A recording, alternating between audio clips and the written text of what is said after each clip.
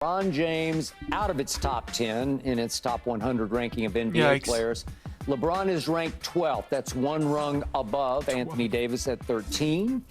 The top 10 in order are Jokic, Giannis, Steph, Luka, KD, Embiid, Jason Tatum, Devin Booker, Jimmy Butler, and Dame. Shai Gilgeous-Alexander is 11. And CBS Sports said of LeBron, and I quote, "The hobbled star that led the Lakers to the conference finals wasn't close to his best." Keyshawn, just you and I this time. Do you agree with LeBron at 12? I don't. Okay. I don't mind the top six. When you get to 7 and 8, I start to get a little worried when you start talking about Jason Tatum, which is great, but he did disappear at times in the playoffs. You talk about Devin Booker. Devin Booker's a young up-and-coming player. There's no question about it. Then when you get down to 10, I think Dame Lillard belongs there. At 11, Shai Gilgeous-Alexander had a great season. There's no question about it. But I don't think when you're talking about the top players in the top 10 that LeBron James is on the outside at 12. Okay? You look at statistically, well, let's start with he was in the MVP conversation before he got hurt. Then he gets hurt last year. 29, he was averaging, basically, I'm going to round it up to 30 points a game, 8 boards, 7 assists, shoot 50% from the field. Those numbers dropped after the injury. Okay, he dropped down to 25 points a game, 7 boards, 6 assists, shooting 48% from the field. And he sat out 13 games, okay, played the last 8 in the regular season, which was whatever to get ready for the playoffs or the play-in, so to speak. Yeah.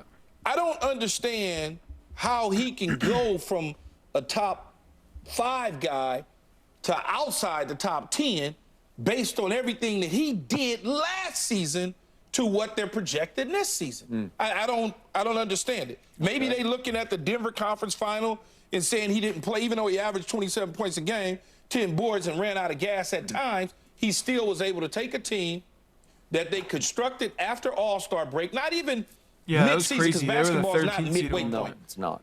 After the All-Star break, to the point of getting this team together, understanding who everybody is, continuity, and still help lead them to the Western Conference Finals. Yep.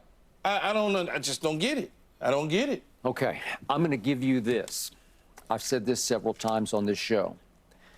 That stretch from his birthday, December 30th, at Atlanta, through passing Kareem on February 7th, he was the best player in the league. The best, number one. He averaged 34, 9, and 8. Obviously, there was some selfish motivation because he's trying to catch and pass Kareem Abdul-Jabbar, which I never thought would be possible, but his longevity has been supreme in this league. And for him to go on a tear like that at age 38, 38 in year 20 was extraordinary, astonishing, off the charts, never seen before. Then he took some time off. I'm happy Kareem is alive issue, and I think both of his ankles, from what I've been told, are not good just from wear and tear. He's got a constant struggle with that. There's a lot of people. But if I look at body of work for the whole year, and I watch every game maybe too closely, and you can say I'm nitpicking, but this is the guy. I didn't say anything. Okay, you must feel you're nitpicking. Okay, but everybody says I'm nitpicking because, well, wait a second. Everybody's telling me, the blind witnesses out there, he's the greatest player ever above that guy who played in Chicago. I don't believe that for a second, but I'm going to raise my bar way up here. So I had 12 games during the regular season last year when LeBron James should have closed the game for the Lakers, and he failed to. And I'll give you 3 quick examples of epic failures at closing games. People, the Laker fans, Laker Nation will remember these games. It was early in the season. The Pacers came to play at the Crypt, as I call it. They're up. The Lakers are up 17 in the fourth quarter. I don't know if you remember this game. LeBron goes 2 of 8 in the fourth quarter, and they blow the entire lead to the Pacers. Not even a playoff team, the Pacers. And that kid, Andrew Nembhard, hits a walk-off on LeBron in his face. Okay. And I'm saying, LeBron, you're just better. You got to figure out. You're that dude, man. You just say. So are you saying he's never closed out games? Okay, no, I'm saying last year. We're doing body of work off last year. Then there was that game at Sixers. It's still pretty early in the season.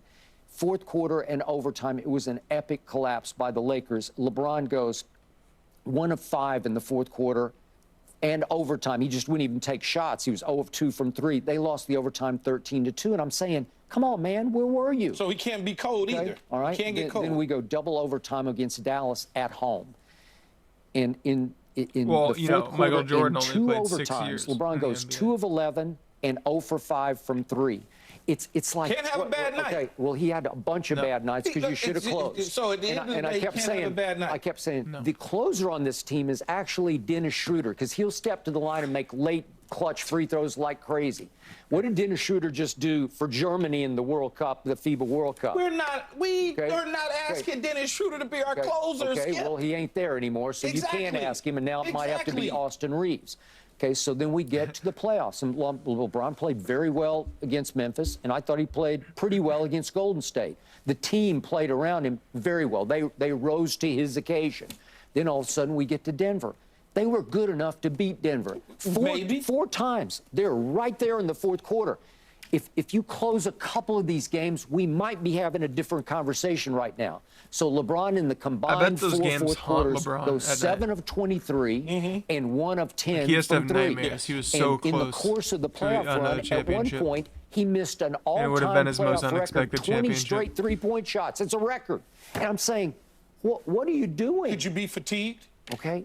Could you be fatigued? He's Iron Man. Could he be fatigued is all I'm asking. Is he Iron Man? Could he be fatigued? You saying the Iron Man based on his longevity and how he works out. But that doesn't mean anything when you're traveling to Denver. You're in Denver. Yeah. The altitude, obviously, clearly, is a problem because everybody that went up there had problems. 2 out of 4 in Denver, yeah. Okay. That's okay. All right. Then when you come home, you're just not playing well. It's a bad matchup because Jokic and Murray and company are doing what they do on your home floor. It's just a bad matchup, Skip. I don't think it's a bad matchup when you're right there in the fourth quarter. It's a bad, but they pull away from you. No. And it ain't all on LeBron. There was other people out there missing shots, turning the ball over. D'Angelo Russell not doing what he did against Golden State. Okay, I got you, but it comes down. I've showed you these plays before, and I won't rub it in. You're showing me plays from the beginning of the season, or you're showing me plays No, I'm showing you plays at the last game, the closeout game, game 4 against Denver. When he goes to the cup, and there's 3 dudes that's like 900 feet tall standing around this guy. No, they're not 900 feet tall. He's bigger than they are. Let me surround you. No, he's not.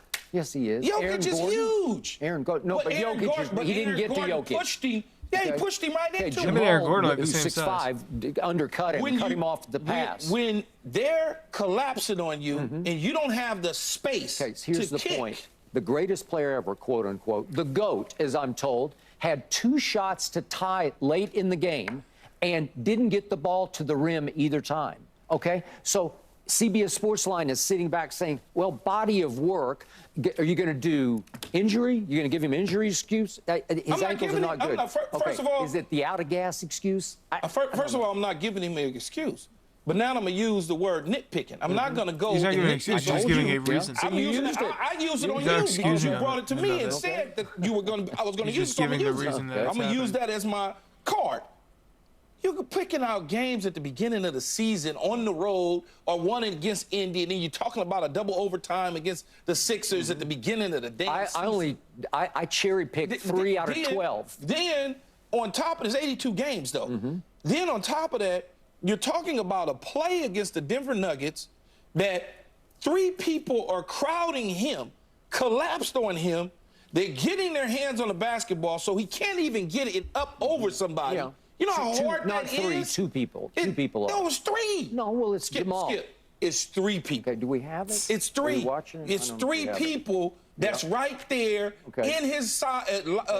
We're seeing all these shots that he made. We're seeing lots of good. I didn't put this highlight together. Okay, I think you did. I think you did. I didn't put it together. The producers like you a lot more than they like me. You said we put all these shots. Shut up, I old ain't got man. nothing to do with me. You got to talk to the producer.